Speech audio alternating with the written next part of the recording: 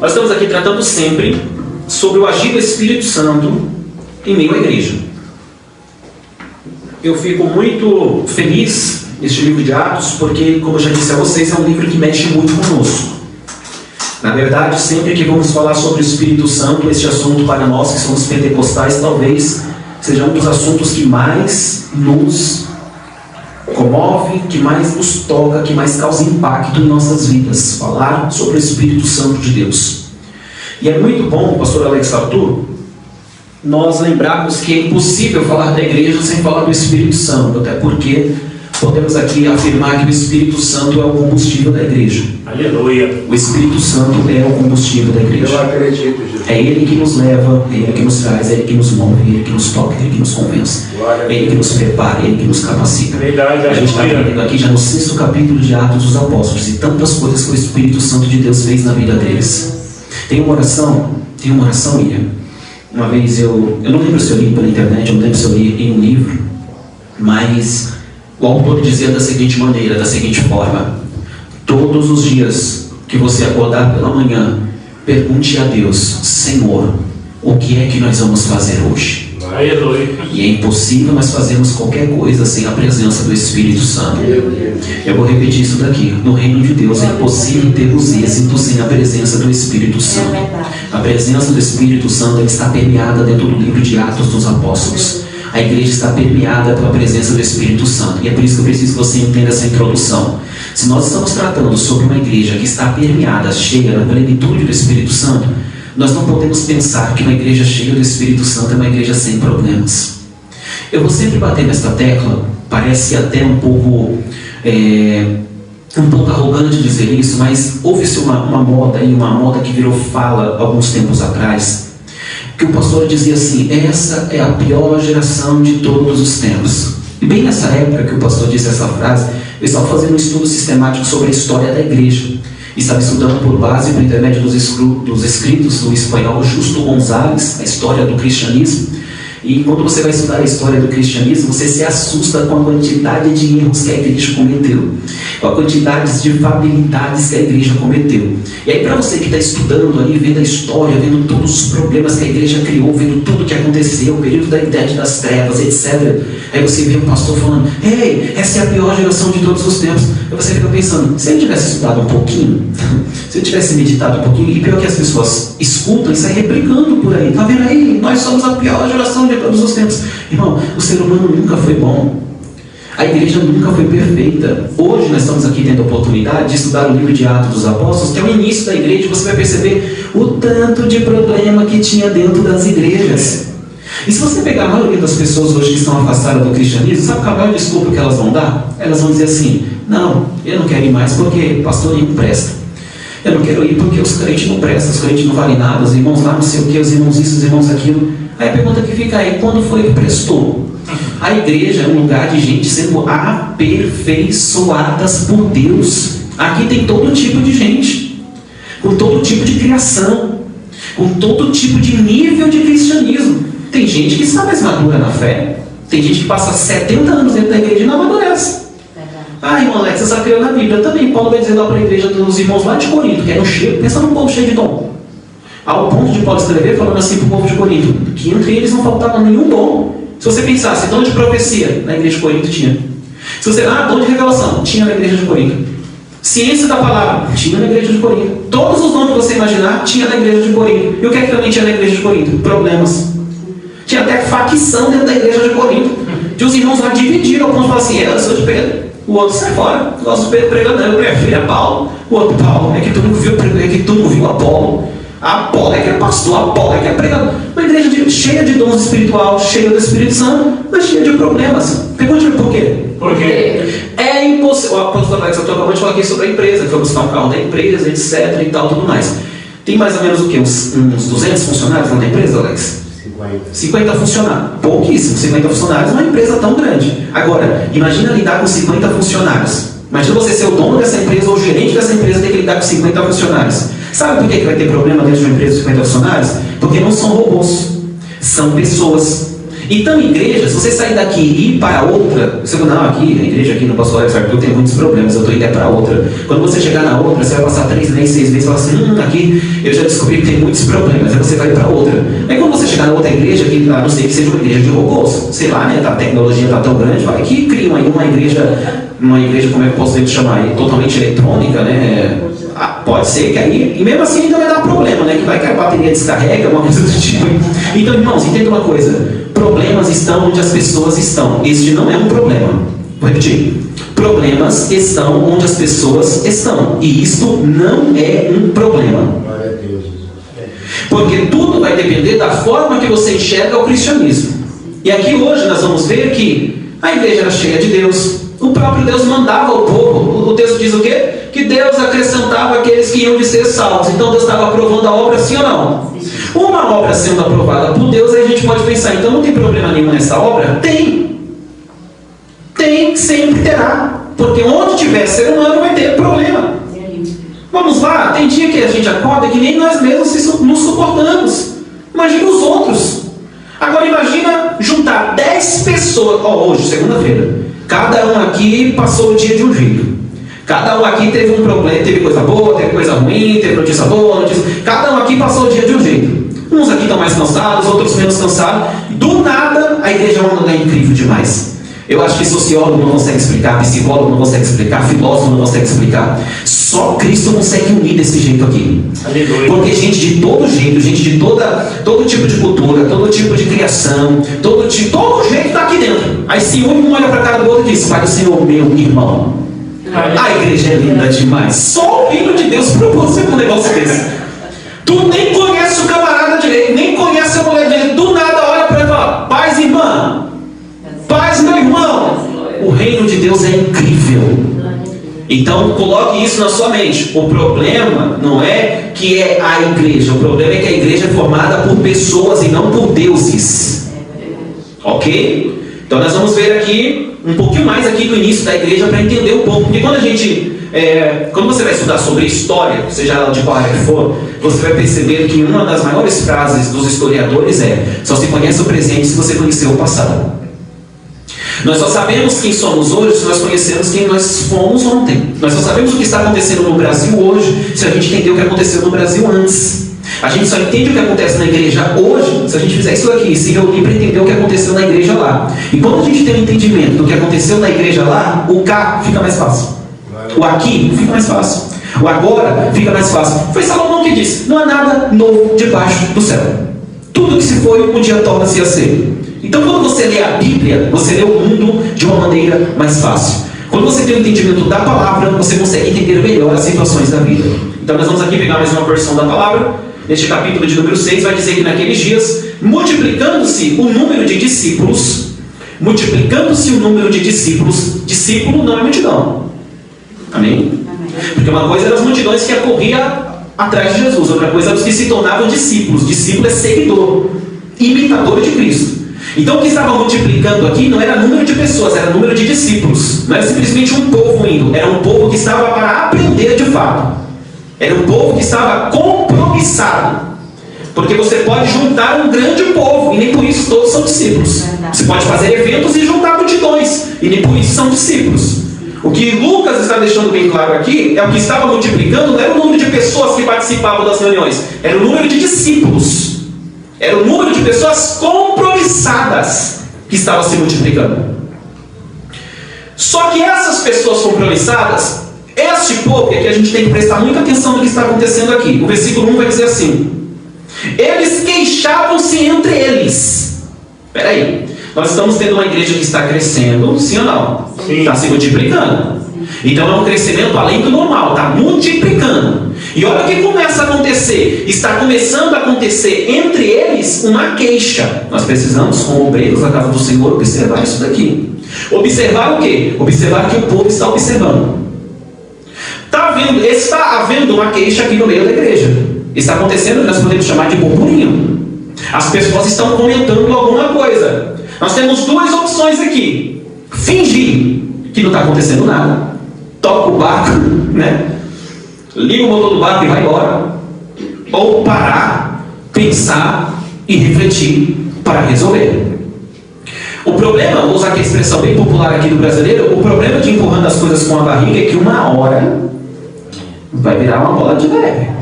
Está entendendo? Então, o que aconteceu aqui é que começou a perceber-se que estava havendo uma queixa, um burburinho ali no meio do povo, alguma coisa estava errada, alguma coisa não estava certa e o povo, a igreja está crescendo, está se multiplicando e o povo está começando ali a questionar. Estão questionando o quê? Vamos ver. Os judeus helenistas protestaram contra os judeus de fala hebraico-aramaica. Já estava começando uma pequena guerrinha entre eles. Os judeus nativos de falas que falavam hebraico, com os judeus que não tinham nascido ali na região, que não falavam aquela mesma língua, que falavam grego. Eles começaram a observar que estava tendo uma diferença de tratamento. Vou repetir. Os helenistas, que não eram judeus ali puros, nascidos ali no mesmo local, falavam uma outra língua, um outro idioma, começaram a perceber que diante de determinada situação estava tendo uma diferença de tratamento. E aí a gente entra aqui no assunto de lembrar sempre que a igreja ela é constituída como uma família. Nós fazemos parte da família de Deus, sim ou não? Sim. E sabe o que é que mais tem na família? Problemas. Né? Ah, mas é a família de crente. Problemas. E aqui está se iniciando então um problema. Por quê? Os judeus helenistas, os de fala grega, estão observando algumas situações e estão dizendo que está tendo um tratamento diferente dentro da igreja. E aqui a gente tem que levantar um ponto aqui, para deixar bem claro para nós, que estamos geralmente na frente de trabalhos, na frente da obra, que no reino de Deus, de fato, não pode haver tratamentos de privilégio para uns e para outros não. De vantagens para uns e para outros não. Então observe, o que está sendo levantado aqui como queixa, né? Eu vou chamar aqui de fofoquinha básica. Estava tendo uma fofoquinha básica ali, você já percebeu? Que o tratamento para os judeus de fala hebraica é um e para nós helenistas é outro. Já percebeu que está tendo 2 pesos e 2 medidas? Isso aí vai se espalhando. Então, ou dá um ponto final nisso e traz uma solução, ou imagina a destruição que isso ia trazer no início da igreja.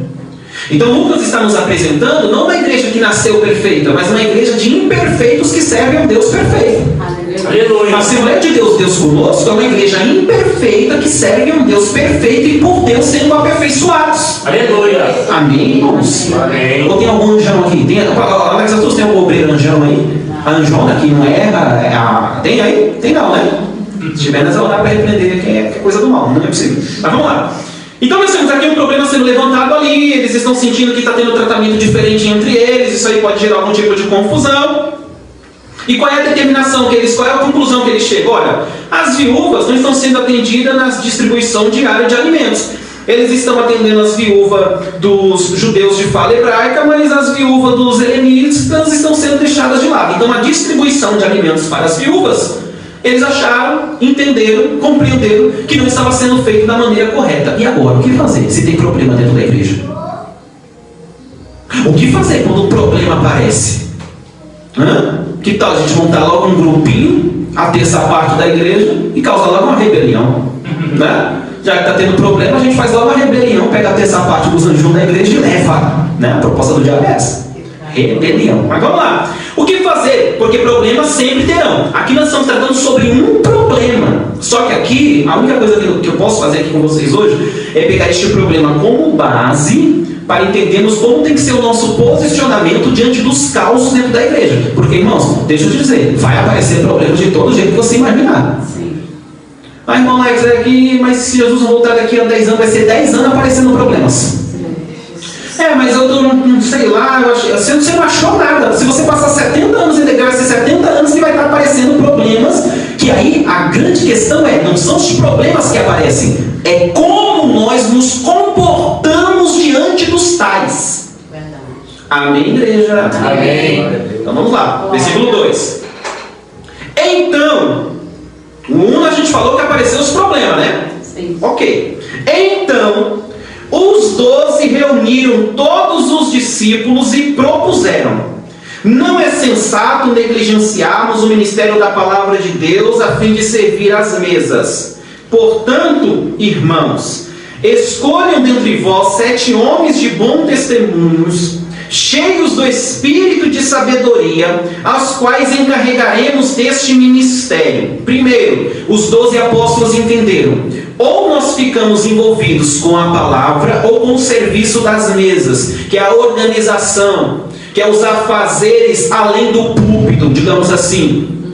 O que eles compreenderam? Precisamos sim resolver o problema. Chamaram os discípulos, chamaram todo o povo, deixaram bem claro para eles: nós não conseguimos de fato gerenciar tudo sozinhos. Aleluia, glória a Deus. Você está entendendo o que eles estão dizendo aqui para o povo? Sim. Porque o povo está tocando um pouco, porque tudo era depositado aos pés dos apóstolos. Os apóstolos distribuíam, estava difícil. Então não é que estava tendo uma negligência, ou talvez até estava tendo, mas o grande problema era muita gente para pouco trabalhador. Então os 12 não conseguiriam lidar com tudo sozinho. E aqui vai mais um ensinamento para nossas vidas. No reino de Deus, ninguém faz tudo sozinho. Aleluia. Teve uma época que Moisés estava cansado, irmãos. Verdade. O sogro de Moisés, por nome de Reuel, é o que abriu os olhos dele. Rapaz, você tem que levantar um pessoal aí para te ajudar. Senão você vai surtar mesmo. Vai ter que passar no carro, tomar de azepão, vai ter que fazer. Ou você busca ajuda para as pessoas te ajudarem, ou você vai surtar. E o que tem de liderança surtada por aí, porque pensa que tem que fazer tudo sozinho, tem que agir tudo sozinho. Tem dois tipos de problema acontecendo dentro desse quesito aqui, hoje em dia. Primeiro, líderes que pensam que pode fazer tudo sozinho. Segundo, igrejas descompromissadas que abandonam seus líderes. Vou repetir. Hoje não é esse infantil não, hoje é bezetacil mesmo. 2 tipos de problemas que nós estamos tendo no século 21. Primeiro, os líderes que pensam que são a tampa da panela e conseguem falar: não, aqui tudo eu faço. Dirige culto, abre culto, canta, louva, prega, profetiza. O camarada faz tudo, não deixa nada para ninguém. Vai chegar uma hora que ele vai cansar. Verdade. Ele não distribui tarefas. Em contrapartida, o que tem de crente preguiçoso, que acha que pastor, que líder tem que fazer tudo, ele que se vire e ele que está errado. A igreja é um corpo, o coração não trabalha sozinho, o fígado não trabalha sozinho, o corpo tem que trabalhar em conjunto dentro de suas devidas funções. Aleluia. Então vamos lá, eles entenderam. Não dá para fazer tudo sozinho. Nós vamos se dedicar à palavra, nós vamos se dedicar à oração, mas vamos fazer o seguinte, versículo de número 3. Escolhi entre vós 7 homens de bom testemunho, cheios do Espírito Santo e de sabedoria, as quais encarregaremos deste ministério. Quanto a nós, nos devotaremos à oração e ao ministério da palavra. Irmãos, o problema principal e crucial aqui foi o início de um problema, mas eles serviriam a outros. Mas o problema inicial aqui seria a divisão das, vou chamar de cestas básicas aqui, tá? Da ajuda às viúvas. Vamos chamar como se fossem umas cestas básicas para as viúvas. As entregas. Isso é algo simples ou difícil? Simples. Não? Por exemplo, se fosse uma entrega de cestas básicas, é uma coisa simples, é um trabalho simples, servir as mesas, é uma coisa muito simples, mas é algo simples feito dentro do reino de Deus, ok? E tudo aquilo que é feito dentro do reino de Deus não pode ser feito por pessoas com qualquer tipo de predisposição. Olha só a importância. Vamos escolher pessoas para servir, mas não é qualquer pessoa não. Nós vamos escolher pessoas para trabalhar, mas não vamos escolher qualquer pessoa não. Faz o seguinte, olha no meio de vocês, eu vou dar uma característica aqui da escolha, como é que tem que ser feita. Eles vão dizer assim: primeiro, observe, é de bom testemunho. Segundo, observe, é cheio do Espírito Santo. Terceiro, observe, tem sabedoria. Porque imagina vocês, irmãos, a treta já estava formada, a confusão já estava montada. Imagina você pegar aquele obreiro duro, aquele obreiro que não aguenta ouvir muita coisa, porque quando você está trabalhando na parte da assistência, você vai ouvir de tudo. Então imagina, pastor Alex, tu pegar alguém que não é cheio do Espírito Santo. Qual é o fruto que o Espírito produz? O fruto do Espírito é o amor, que vem acompanhado de alegria, paz, longanimidade, benignidade, bondade, fidelidade, mansidão, domínio próprio. Agora imagina pegar um camarada como obreiro que não tem domínio próprio, que não tem mansidão, que não é benigno, a viúva ia gritar: a minha cesta não chegou ainda. Ele disse: nem vai chegar porque reclamou. Imagina colocar qualquer um na frente dessa obra. Aí eles entenderam: não dá para pôr qualquer um para resolver problemas da igreja. Aleluia. Não dá para levantar qualquer um para administrar o negócio. Como é que a gente vai separar esse obreiro? Cheio do Espírito Santo, cheio de sabedoria, bom testemunho. O que mais está escrito aí? Cheio do Espírito Santo. De bom testemunho, cheio do Espírito Santo, de sabedoria. Aí a gente vai encarregar essa pessoa do ministério, que o ministério é serviço. Encarregar essa pessoa desse serviço. Ou a gente coloca no serviço qualquer um para tapar buraco, para tapar brecha. A gente pensa, para tapar as brechas. Aí a gente pensa depois, por que não deu certo? A gente colocou alguém só para tapar a brecha, não estava qualificado para aquilo. Verdade. Eita, Jesus, tem coisa que a gente estuda, tem coisa que o Espírito vai falando na hora. Fala ou não fala? Fala. É muita gente desqualificada trabalhando em coisa séria dentro do reino de Deus. Creio assim, Jesus. Está entendendo? Ou tu Aleluia. tá achando que a igreja é bagunça? Tem muita gente desqualificada sendo levantada para trabalhar. Aí a gente pensa, por que não vai? Por que não deu certo? Tem gente, ó irmão, isso aqui foi para apaziguar uma confusão. Dependendo, ó, eu vou falar aqui é muito sério. Eles foram aqui levantados, escolhidos, para apaziguar uma situação que estava se levantando, de guerra, de conflito, de confusão. Tem gente que se você colocar para apaziguar, ele faz a guerra tornar pior. Pior, é verdade. Ele aumenta a treta. É verdade. Está entendendo aqui a ideia do texto? Eles entenderam, não dá para pôr qualquer um nesse negócio aí não. Nós vamos ter que escolher umas pessoas aí cheias desse. Busca aí no meio de vocês. Alguém cheio do Espírito Santo, alguém que tem sabedoria, alguém que tem bom testemunho. Porque se a gente colocar qualquer um, a treta vai aumentar. Então levante assim, o negócio é sério. O negócio é sério. O negócio é sério. Então vamos lá. Tal proposta, versículo 5, agradou a todos. Então escolheram Estevão, homem cheio de fé e do Espírito Santo, além de Filipe, Prócoro, Nicanor, Timon, Parmenas e Nicolau, um convertido ao judaísmo proveniente de Antioquia. Vocês conhecem Prócoro? Já ouviu falar de Prócoro? Não. Ninguém nunca ouviu falar? Eu não. Ele estava trabalhando aqui na obra? Foi chamado para trabalhar? Sim ou não? Sim. Está escrito aí, né? Sim. Foi? Vocês conhecem ele? Não. Timon, o irmão Timon. Já ouviu falar do irmão Timon? Também não. Não? Mas ele estava trabalhando? Não.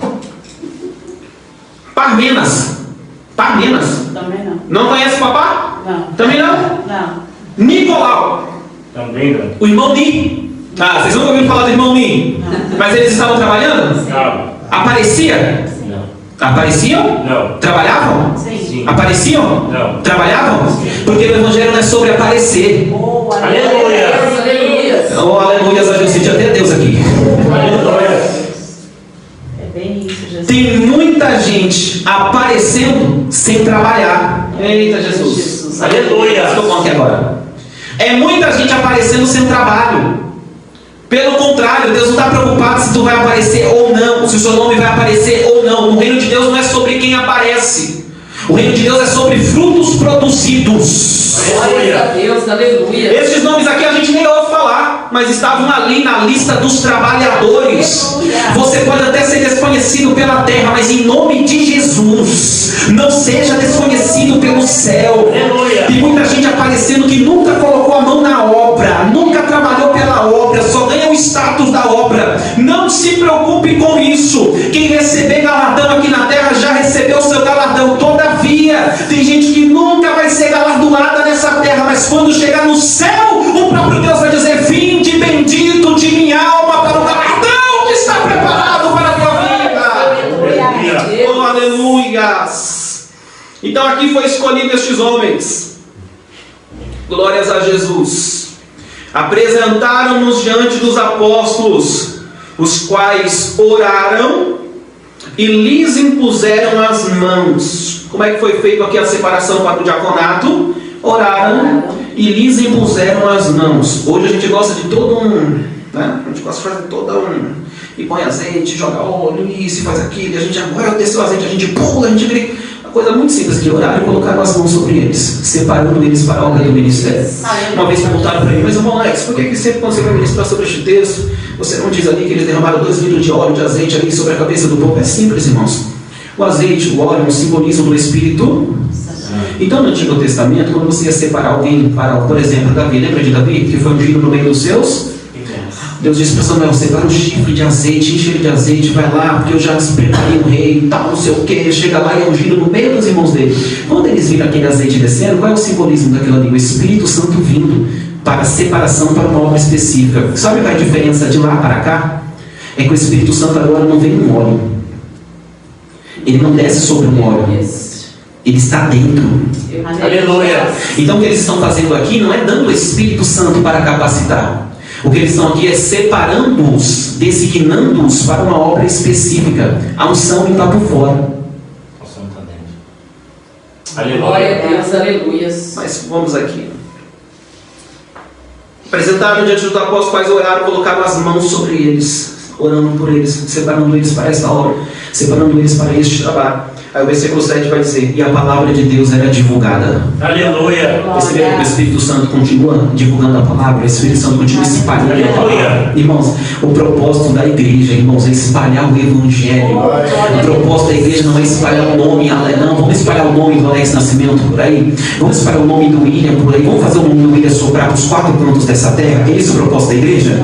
E como, meu Deus do céu, logo quando eu cheguei nas Assembleias de Deus, cresci na Igreja Batista, até nos 18 anos de idade, o que eu mais ouvia de profecia é isso: eis que Deus vai levar o seu nome para os 4 cantos dessa terra. Por um tempo eu até acreditei nisso, falei assim: é mesmo, Deus, leva meu nome aí nos 4 cantos dessa terra. Aí a gente vai aprendendo do Evangelho e vai entendendo: não, está errado. Não é o nosso nome que tem que ir para os 4 cantos dessa terra, é o nome de Jesus que tem que ser espalhado pelos 4 cantos dessa terra.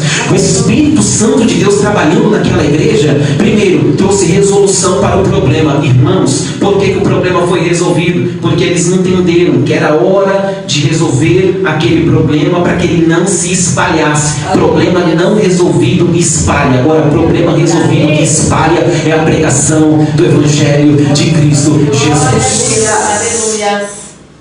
Porque pensa comigo, se eles não resolvem aquele problema, o que é que está sendo espalhado ali? A divisão, favorece fulano e não favorece ciclano. Agora, quando acaba o problema, eles têm liberdade novamente para espalhar a palavra de Deus. Diga assim comigo: como igreja, não podemos espalhar problemas. Vou deixar vocês pensar um pouquinho. Aleluia, glória a Deus.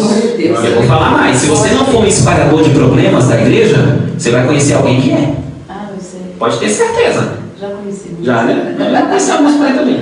Ou você pode ser um espalhador de problemas, que a gente gosta, irmãos, de espalhar os problemas da igreja. Verdade. Ou você pode ser um espalhador de problemas da igreja, ou você pode se encontrar com pessoas que gostam de espalhar problemas da igreja. O problema é que quem espalha problema não espalha o Evangelho. Verdade. Eita, Jesus de Nazaré. Eu nunca vi um espalhador de problema pregando a palavra. Por quê? Porque ele está preocupado com os problemas. Então corta os problemas, porque a gente tem uma missão para realizar. Aleluia. Espalhar o Evangelho.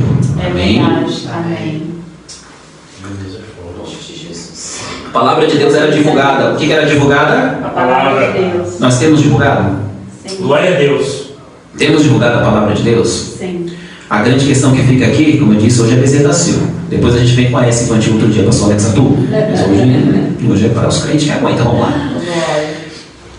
Divulgar a palavra de Deus. Era divulgada a palavra de Deus. E olha só o que acontece, versículo 7 ainda. De modo que se multiplicava grandemente o número dos discípulos em Jerusalém. Inclusive, muitos sacerdotes obedeciam à fé. O povo era atingido, os sacerdotes eram atingidos. Por quê? Porque eles estavam espalhando a mensagem. Eles eram espalhadores da mensagem. Nós falamos aqui, acho que foi na última aula. Temos que pregar Cristo para todo lado. Glória a Deus. Pregue Cristo para todo mundo. O que o Espírito Santo está fazendo aqui pela vida deles aqui é espalhar a mensagem do Evangelho. A mensagem do Evangelho está sendo espalhada. É o Evangelho que está sendo divulgado. Não são as personas, não são as personalidades. É o Evangelho que estava sendo divulgado. É o Evangelho que estava sendo espalhado. Como eu falei aqui, talvez nós seremos como é o nome dos camaradas aqui? Olha que nome bonito para pôr no filho. Talvez nós seremos um Nicanor da vida. Talvez nós seremos um Timon. Talvez ninguém sabe nem quem é, só que estão ali trabalhando, edificando a igreja, estruturando a igreja, e a mensagem do Evangelho está sendo espalhada. Talvez você vai ser a pessoa que vai financiar a obra de Deus, não vai ter um microfone daquilo que você está fazendo. A mensagem de Deus estará sendo espalhada. Talvez você vai ser o camarada que ajuda no estacionamento da igreja, mas através de você, da estrutura que você está ajudando a fomentar, a mensagem do Evangelho estará sendo espalhada. Talvez você vai ser um líder de jovens, vai ser um líder de irmãos, um líder de irmãs. Talvez vai ser só um membro do corpo de Cristo, vai cumprimentar os irmãos na entrada, na saída, vai estar na recepção, na portaria, mas através do trabalho que você estiver fazendo, a mensagem do Evangelho estará sendo espalhada, porque não é sobre a posição que estou, não é sobre o cargo que tenho, é sobre a missão geral da igreja, espalhar a mensagem do Evangelho. Isso aqui tem que queimar no meu coração. Isso aqui tem que, irmãos, essa terra é passageira. Eu não estou dizendo para você viver aqui uma vida lavantear, quer dizer que eu tenho o céu, então não estou nem aí. Não, é isso. Eu não estou dizendo para você ficar nem aí para essa terra, mas o que eu estou te dizendo é que tem uma coisa muito maior que nos ronda, tem uma coisa muito maior que nos emotiva, que nos faz ter um propósito, e o nosso propósito sobre a terra, e o diabo odeia isso. O meu propósito é espalhar a mensagem do Evangelho, o seu propósito é espalhar a mensagem do Evangelho. Eu preguei ontem lá na congregação, Alexandre, e eu disse para ele: sabe o que o diabo está fazendo? Está calando a nossa boca, está calando a nossa boca dentro de casa, está calando a nossa boca no trabalho, está calando a nossa boca na igreja. Nós estamos preocupados até com o que as pessoas vão dizer, só que a nossa missão é espalhar a mensagem do Evangelho. Isso tem que arder no nosso coração. Tem que arder no nosso coração. Espalhar a mensagem do Evangelho. Sobre isso, espalhe a mensagem do Evangelho. Vamos lá, versículo 8. Estevão, homem cheio de graça e do poder de Deus, realizava prodígios e sinais milagrosos entre as multidões. Realizava o quê? Dê pra gente um momento aí. Estevão, um homem muito abençoado por Deus e cheio de poder, fazia grandes maravilhas e milagre. Ele era o quê? Um homem cheio da graça. Qual é o cargo que ele tinha recebido aí nos versículos anteriores que nós lemos aí? Era o quê? Diácono. Lê de novo o 8 aí, o diácono. Eu pensei que era o apóstolo, o bispo, o querubim. Não era esses cargão que tem por aí, não? O diácono, lê aí para ver o que está acontecendo aí. O Estevão, um homem muito abençoado por Deus e cheio do poder. Opa, peraí. Diácono cheio de poder e graça. Continua. Fazia grandes maravilhas e milagres entre o povo. Milagres e maravilhas. Espera aí, o cargo dele era de diaconato? Sim. Aleluia. Então, eita Jesus, você não dá glória a Deus que eu vou dizer aqui, eu vou aí que dá trabalho para aprender. Então quer dizer que graça, poder, sinais e prodígios não depende de cargos. O cargo, o poder não está no título, o poder não está na nomenclatura, o poder está na intimidade que você pode ser um cooperador, tu pode ser um membro novo. Se tu andar com Deus, na presença de Deus, no temor de Deus, na unção de Deus, tu abre a boca e Deus assina, tu profetiza e Deus cumpre, tu bota a mão e Deus cura. Igreja. E aí você até às vezes, sei lá, às vezes até acontece dar o cargo para a pessoa e a pessoa pensa: agora eu sou um pastor. O TT, diácono, homem cheio de Deus, cheio do Espírito Santo. Já pensou se o TT falasse assim: tem gente para ser curada ali, eu estou até sentindo de Deus chorar, mas não vou não, porque Pedrão, líder da igreja, não me ungiu ainda, não me separou, não me colocou como um dos apóstolos, não me colocou como pastor da igreja, então não vou fazer. Então não faça coisa ruim. Se tu não quiser fazer, Deus levanta outro, Deus levanta Tiago, Deus levanta João, Deus levanta Pedro, Deus levanta Salomé, Deus levanta quem não quiser, porque é uma pequena ali. Mas está lá Estevão, cheio do Espírito Santo, cheio do poder de Deus, operando sinais milagrosos entre o povo. Entretanto, versículo 9, vê pra gente aí, William. Mas ficaram contra ele alguns membros da sinagoga dos homens livres, que era uma sinagoga dos judeus que tinha vindo da cidade de Cirene e Alexandria. Estes e outros judeus da região da Cilícia e da província da Ásia começaram a discutir com Estevão.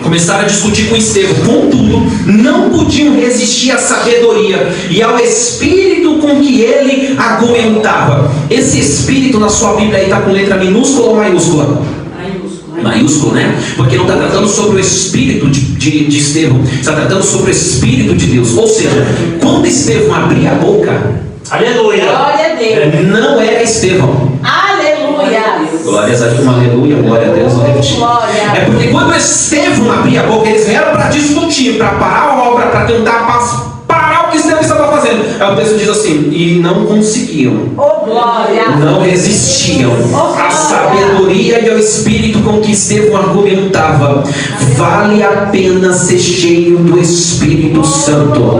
Até todos os contrários chegam, o texto está dizendo assim: e não conseguiam resistir. Por quê? Porque o Espírito é Deus, e quem é que consegue resistir a Deus?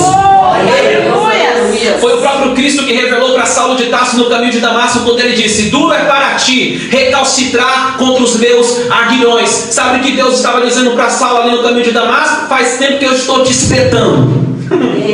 Porque faz tempo que eu estou te tocando e você estava resistindo. Duro é para ti resistir ao meu chamado. Sabe o que o texto está dizendo aqui? Eles até tentavam resistir ao Estevão, porém o problema é quem estava dentro de Estevão. O problema é quem falava pela boca de Estevão. O problema é quem ungiu Estevão. O problema é quem tinha tomado a vida. De Deus vai tomar a tua vida também.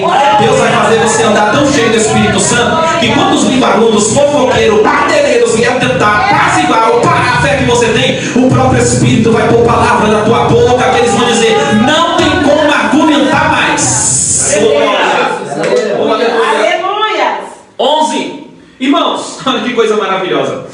Eles tentaram, vou usar uma linguagem aqui bem periférica, informal.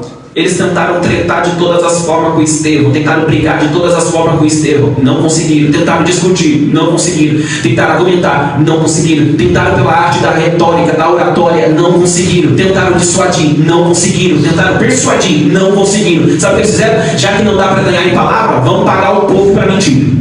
Está no texto, lê pra gente ali, William, 11. Então eles pagaram algumas pessoas para dizerem: nós ouvimos este homem dizer blasfêmia contra Moisés e contra Deus. Gente, para ganhar dinheiro fácil tem em todo lugar, em todo tempo. Quando eles perceberam não dá para ganhar Estevão na palavra, vamos pegar os gananciosos, começaram a procurar o povo. E aí, cinquentinha, para quê? Para falar mal de Estevão. Cenzinho, pra quê? Pra você mentir acerca de Estevão. A gente odeia Estevão, não está conseguindo ganhar com ele na palavra, a gente paga, tu mente e a gente ganha. Pagaram o povo. Acredita nisso? Está escrito aí. Pagaram o povo contra Estevão. Satanás é sujo. Ó, pagaram o povo para mentir contra Estevão. Ó, fala lá que ele mentiu contra Moisés, contra Deus e tal. Fizeram toda aquela maquiação lá da quadrilha. 12. Com isso, conseguiram incitar o povo, os líderes religiosos e os mestres da lei. Aí prenderam Estevão, conduzindo-o na presença do Sinédrio, cheio do Espírito Santo, sendo preso. Pregando a palavra de Deus, sendo preso. Tá vendo? Mais uma consequência que levou para dentro da prisão. E a gente quer uma. Glória a Deus. É capaz da gente orar ainda reclamando com Deus ainda. E aí, Senhor, dizimista fiel, né? A gente é assim, a gente é cheio de dinheiro. Como é que pode? Fechou a porta para mim? Se fosse para fulano, eu até entenderia. E aí, o que eu estou passando, eu cultuo a ti, eu não perco um culto. Olha tudo que eu já passei dentro da tua... A gente é cheio de coisa com Deus, sabe? Olha tudo que eu já passei dentro da tua obra. Irmãos, o camarada está sendo... Eu nunca fui preso por pegar a palavra de Deus. Eu já ganhei aplauso, abraço, oferta. Agora, prisão eu nunca ganhei. Eu vou reclamar do quê? Fala pra mim. O camarada cheio do Espírito. Eu nunca fiz sinais e prodígios do jeito que você aparece no texto aqui fazendo. E qual é a recompensa dele? Prisão. Meu Deus. E a gente é cheio de moral com Deus, cheio de reclamação. Somos, irmãos. A gente já, não, vou lá fazer isso aqui, não tá certo, não. Vou lá fazer uma campanha. Eu não sei isso. Já pensou você falando assim, fui preso, vou abrir a hashtag 7 dias. Não tem nada a ver. Pelo Estevão foi preso, foi a consequência dele amar o Evangelho. Aí você acha, nossa, mas foi preso. E daí? Jesus foi morto. Jesus. Você está entendendo o que é o Evangelho? Oh, Jesus que é Jesus. Apoio. Tu já levou cuspida na cara para pregar o Evangelho? Jesus levou. Quantas chibatadas tu levou essa semana na Vila Joaniza? Eu não levei nenhuma. Nem quero. Eu estou dizendo que eu quero. Não entenda errado aí. Todavia você já fez a tua vontade. Tu já foi preso? Tu tem passagem? Já gastou o grau primário para pregar o Evangelho? Não, né? Olha aqui, a consequência do Evangelho. Agora, aqui está a grande questão. Até onde a gente está disposto a ir por esta causa? Glória a Meu Deus. Deus, aleluia. Gente, até onde nós estamos dispostos a ir por esta causa? Oh, meu Deus, isso aqui é forte demais. Jesus Cristo deixou uma palavra muito dura, pastor Alex, para os discípulos. Ele falou assim: aquele que negar o meu nome diante dos homens, eu o negarei diante do meu Pai.